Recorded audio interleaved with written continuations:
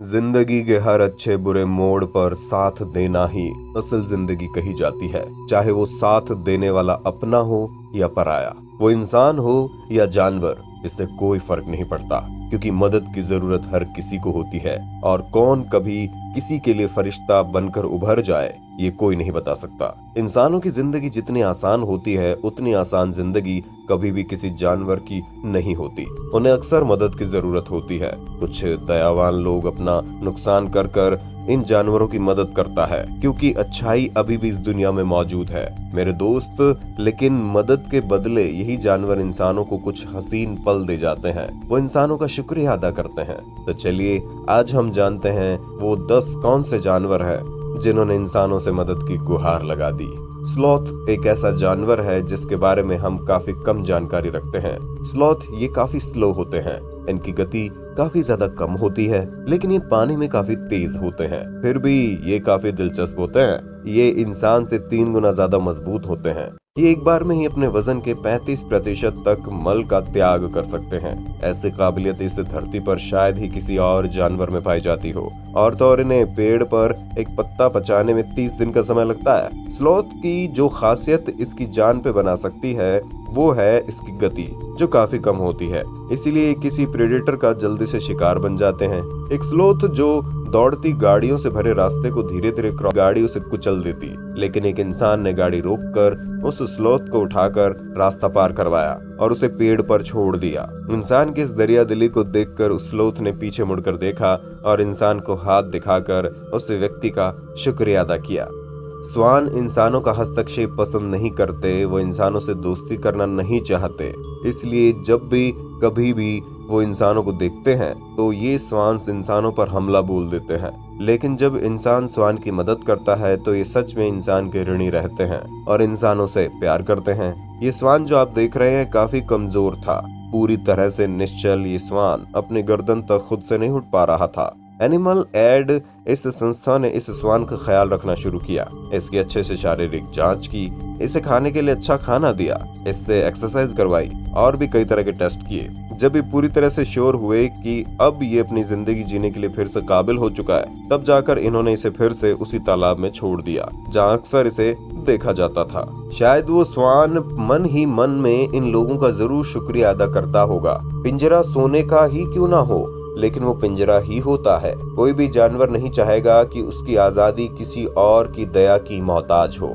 तोता कितना भी मीठा बोलता हो, उसके बोलने की मिठास ही उसे पिंजरे में कैद होने का कारण बन जाती है। लोग तोते को पकड़ पकड़ के उन्हें बेच देते हैं। लोग इन्हें खरीद कर अपने घर की शोभा बढ़ाते हैं। वो ये भूल जाते हैं कि आपका घर उनके रहने की जगह नहीं है, बल्कि खुला आसमान ही तोतों का घर होता है। शायद इसी बात को समझते हुए इंसान को जो आप देख रहे हो कि इसने तोते बेच रहे इंसान से सारे तोते खरीद लिए और उन तोतों को एक एक करके आसमान में छोड़ना शुरू कर दिया। वो इंसान बस इन तोतों की आजादी चाहता था, इसलिए वो ऐसा कर रहा था। और भी कई लोग इस दुनिया में हैं जिन्होंने खुद ऐसे हजारों पंछियों को आजाद किया है। वो चाहते थे कि आजादी जो हर किसी का हक है, बस वो इन पंछियों को नसीब हो जाए।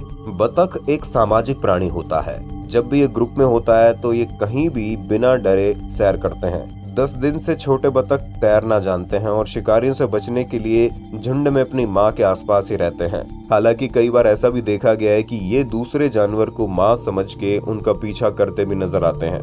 बच्चे काफी छोटे होते हैं, इसीलिए किसी भी छोटी मोटी जगहों पर अटक कर फंस जाते हैं। अब यही देखिए ना, इस छोटी सी स्टॉर्म ड्रेन ने बतख माँ को छोड़कर उसका पूरा परिवार अटक गया था। लोगों ने जब ये देखा तो वो उन बतख बच्चों को निकालने की कोशिश करने लगे। बतख माँ लोगों के डर से थोड़ी दूर खड़ी थी, लेकिन वो अपने बच्चों पर नजर बनाए थी। 2 लोग लाठी पर लगे जाले से उन बतख के बच्चों को फंसाकर स्टॉर्म ड्रोन से बाहर निकाल रहे थे। अपने छोटे छोटे बच्चों को फिर से देखकर माँ की जान में जान आ गई।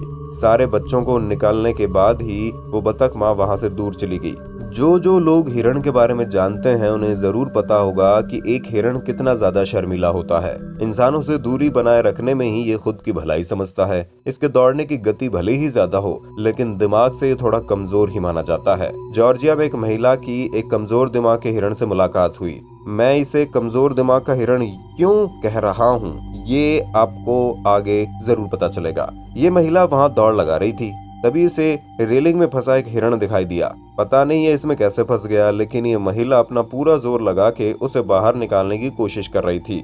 जैसे तैसे उसे बाहर निकाला गया, लेकिन कुछ देर बाद वही महिला जब अपनी दौड़ पूरी कर रही थी, तभी फिर से वही हिरण दूसरी बारी किसी और रेलिंग में फंस चुका था। शायद इसने अपनी पहली गलती से कोई सीख नहीं ली होगी। इस बार जो रेलिंग का बार था वो काफी मजबूत था। ये महिला उसे हिला भी नहीं पा रही थी, लेकिन आखिरकार काफी मशक्कत के बाद वो महिला उस बार को मोड़ पाने में कामयाब रही और हिरण को बचा लिया।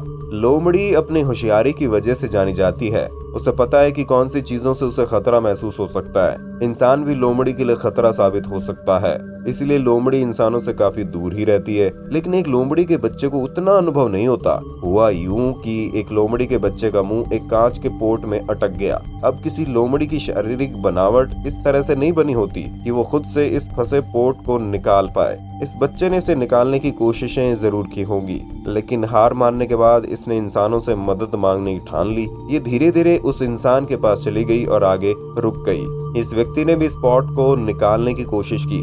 लोमड़ी के लिए थोड़ा सा दर्द भरा अनुभव होने वाला था, इसलिए इस व्यक्ति ने धीरे से इस स्पॉट को निकाल दिया तथा ये लोमड़ी चली गई।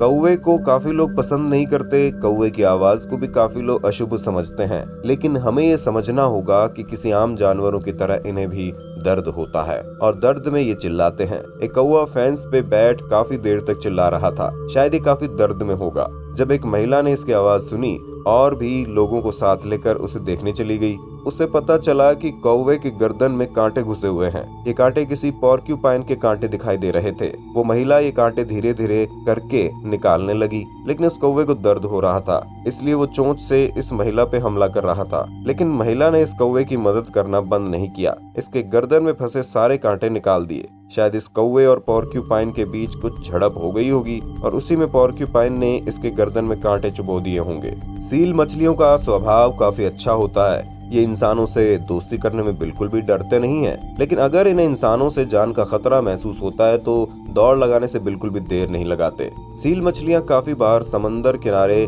सनबाथ लेने आते हैं। उन्हें सनबाथ लेना काफी ज्यादा पसंद होता है, लेकिन इनकी इस आदत की वजह से कभी कभी ये मुश्किल में पड़ जाते हैं। लोगों की फेंकी गई प्लास्टिक की चीजों में फंस जाते हैं, जैसे कि कोई रस्सियां या कोई और चीजें। कुछ ऐसे लोग जिन्हें आप देख पा रहे हो, ये अक्सर ऐसी सील मछलियों को पकड़ते हैं जिन्हें मदद की जरूरत है।